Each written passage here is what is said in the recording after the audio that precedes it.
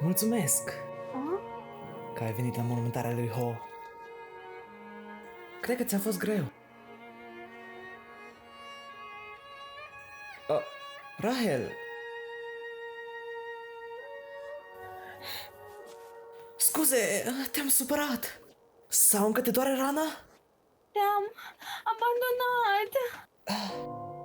Eram disperată să văd stelele. Erai naiv și slab. Îmi stăteai în cale. Mă enerva faptul că tu tot te țineai după mine. Eu nu mai sunt Rahel pe care tu o iubeai.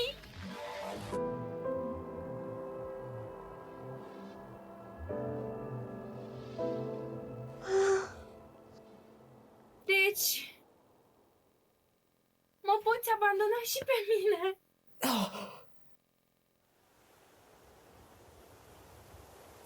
De acum, nu mai ai nevoie de mine.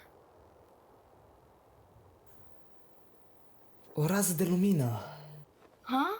mi-a străpuns lumea mea singuratică. Credeam că e un miracol. Pe vremea aceea nu cunoșteam acest cuvânt, dar exact așa o simțeam în inima mea. Mi-am făcut mulți prieteni, dar tu ai fost singura care a venit să mă vadă de pe cealaltă parte a luminii. Nimeni nu te poate înlocui